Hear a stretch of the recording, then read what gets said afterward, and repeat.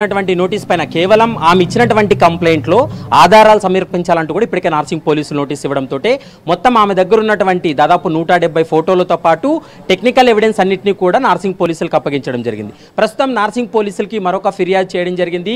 ఈ ఫిర్యాదులో ఎలాంటి అంశాలు పేర్కొన్నారనేటువంటి అంశానికి సంబంధించి ప్రస్తుతం ఏబిఎన్తో మాట్లాడడానికి లావణ్య ఉన్నారు. ఒకసారి మాట్లాడదాం. చెప్పండి, అంటే మీరు ఆల్రెడీ ఒక కంప్లైంట్ చేయడం జరిగింది. ఆ కంప్లైంట్ పైన ఆధారాలు ఇచ్చామని చెప్తున్నారు. ఇప్పుడు ఫ్రెష్గా ఒక కొత్త కంప్లైంట్ పెట్టారు. ఆ కంప్లైంట్లో ఎవరెవరి మీద పెట్టడం జరిగింది, ఆ కంప్లైంట్ యొక్క సారాంశం ఏంటి? ఫస్ట్ కంప్లైంట్కి మాల్వియన్ వాళ్ళ బ్రదర్ పైన మాత్రమే చేయడం జరిగింది. ఈ లోపు మరి రాజస్థాన్ కూడా ఇన్వాల్వ్ అయ్యి పబ్లిక్గా బ్యాడ్ స్టేట్మెంట్స్ ఇచ్చాడు. అదంతటికి కూడా జస్ట్ కోపం, అంటే అమ్మాయి మీదకి నేను వెళ్ళాను అన్న కోపం మాత్రమే. సో దానికి సంబంధించి ఎవిడెన్సెస్ అన్నీ ఇచ్చాము. ఇప్పుడు రాజ్ తరుణ్ వ్యవహారానికి సంబంధించి, అంటే రాజ్ తరుణ్ మాల్వి మల్హోత్రా ఎంటర్ అయిన తర్వాత మీ మధ్య గ్యాప్ రావడం, ఆ వ్యవహారాలని మీరు చెప్పారు. కానీ దానికి సంబంధించినటువంటి ఎవిడెన్స్, ముఖ్యంగా వీళ్ళు తమిళనాడుకి వెళ్ళినటువంటి సమయంలో, చెన్నైకి వెళ్ళిన సమయంలో కొన్ని ఆధారాలు ఉన్నాయన్నారు. ఆ ఆధారాలను మీరు ఇప్పుడు పోలీసులకు అందజేయడం జరిగింది. అన్నీ అండి, పిన్ టు పిన్ 1 ఇయర్ నుంచి ఇప్పుడు వరకు వాళ్ళు ఎక్కడెక్కడ ఉన్నారు, ఏమేమి చేశారు, నన్ను ఎంత పిచ్చిదాన్ని చేశారు, నాతో ఎంత గొడవ పడ్డారు, నన్ను ఈ ఫిజికల్గా నేను ఇప్పుడు ఇంత అపియరెన్స్ కూడా నాదంతా ఇంత డ్యామేజ్ అవ్వడానికి వాళ్ళు ఇద్దరు అయిన కారణాలతో సహా అన్నీ నేను సబ్మిట్ చేయడం జరిగింది. అంటే మీరు ఇచ్చినటువంటి ఆధారాలన్నీ పరిశీలించదు. కొద్ది నిమిషాల క్రితమే డీసీపీ కూడా మాట్లాడడం జరిగింది. ఆమె ఇచ్చినటువంటి ఆధారాలన్నీ కూడా కరెక్ట్గా ఉన్నాయి కాబట్టి ఎఫ్ఐఆర్ చేశామని చెప్తున్నారు. ఈ కేసులో ఒకవేళ రాజ్ తరుణ్ అరెస్ట్ అయ్యి రిమాండ్ అయిన తర్వాత ఒకవేళ మీరు అనుకున్నట్లుగా మీ దగ్గరికి రాకపోతే ఫర్దర్గా మీరు ఎలాంటి స్టెప్ తీసుకోబోతున్నారు? న్యాయ పోరాటం ఇలాగే కొనసాగించే అవకాశం ఉంటుందా? నేను చచ్చేంత వరకు అయితే ఆపనండి. దానికి నాకు కంపెన్సేషన్గా డబ్బులు ఇస్తారు, లేకపోతే ఇంకో మనిషిని ఇస్తారు, ఇంకో మగాడిని ఇస్తారు, బంగారం ఇస్తారు, కార్లు బంగ్లాలు ఏది ఇచ్చినా నాకు వద్దు, నాకు రాజ్ తరుణ్ కావాలి. సోషల్ మీడియాలో మీరే చూసుంటారు, చాలామంది కామెంట్స్ చేస్తున్నారు. కేవలం రాజ్ తరుణ్ యొక్క ఆస్తి కోసమో లేకోకుంటే అతనికి ఉన్నటువంటి డబ్బు కోసం ఆమె చేస్తుంది, డబ్బులు ఇస్తే సెటిల్ అవుతుంది అనేటువంటి చర్చ జరుగుతుంది. రాజ్ తరుణ్ కూడా ఇండైరెక్ట్గా చాలా మందితో మాట్లాడుతున్నటువంటి పాట.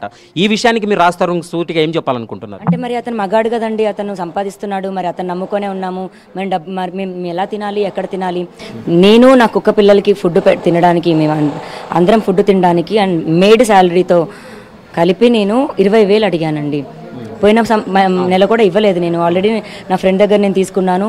నా పిల్లలకి ఫుడ్ తీసుకోవడానికి 20,000 అడిగాను, డబ్బులు లేవు అన్నాడు. లేవు అన్నదానికి నేను కేసు పెట్టాను అంటాడు. సరే అని నాకు ఒక నిమిషం పట్టలేదు. ఇప్పుడు బ్యాంక్ స్టేట్మెంట్ తీయడానికి మావి అతని బ్యాంక్ దానికి నేను నామినీగా ఉంటాను, నా దానికి అతను నామినీగా ఉంటాడు. అతని ఫోన్ నెంబర్ నా పేరు మీద ఉంటుంది, నా ఫోన్ నెంబర్ అతని పేరు మీద ఉంటుంది.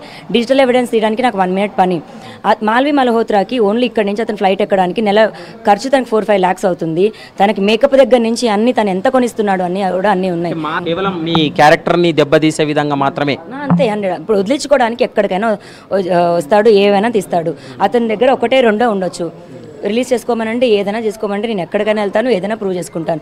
నాకు ఆ రోజు కోపం ఎందుకు తెప్పించారు అన్నది నా దగ్గర ఉంటుంది కదా. ఎంటైర్ ఎపిసోడ్లో మాల్వి మల్హోత్రాతో మాట్లాడినప్పుడు ఎప్పుడైనా వాళ్ళిద్దరూ పెళ్లి చేసుకోవాలని కానీ లేదా వాళ్ళిద్దరూ కలిసి ఉండాలనేటువంటి చర్చ ఎప్పటికైనా వచ్చిందా? వాళ్ళు అనుకొని చేసిన ప్లానే అండి. అనుకొని చేసిన తర్వాతే నేను వాళ్ళని అప్రోచ్ అయ్యాను. అప్రోచ్ అయ్యాక నాకు డైరెక్ట్గా ఛాలెంజ్ వార్నింగ్ ఇసిరేసింది.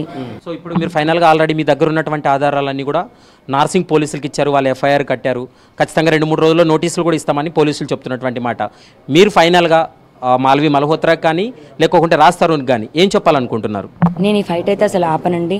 అతను ఇంకా వద్దు అనుకోవడానికి ఎక్కడికైనా వెళ్ళాలి అని అతను అనుకుంటున్నాడు. బంధం కావాలి అనే నమ్మే ఉన్నాను. నేను కావాలి అనుకోవడానికి నేను ఎక్కడికైనా ఫైట్ చేస్తానండి. మెడికల్ రిపోర్ట్స్ అన్నింటినీ కూడా ఇప్పటికే నార్సింగ్ పోలీసులకు అందజేశామనేటువంటి అంశాన్ని అయితే మాత్రం ప్రస్తుతం లావణ్య చెప్తుంది. మరి లావణ్య ఇచ్చినటువంటి కంప్లైంట్ పైన ఎఫ్ఐఆర్ నమోదైంది కాబట్టి 1-2 రోజుల్లో నోటీసులు జారీ చేస్తారు. నోటీసులు ఇచ్చిన తర్వాత రాజ్ తరుణ్ని అరెస్ట్ చేసి రిమాండ్కి తరలించేటువంటి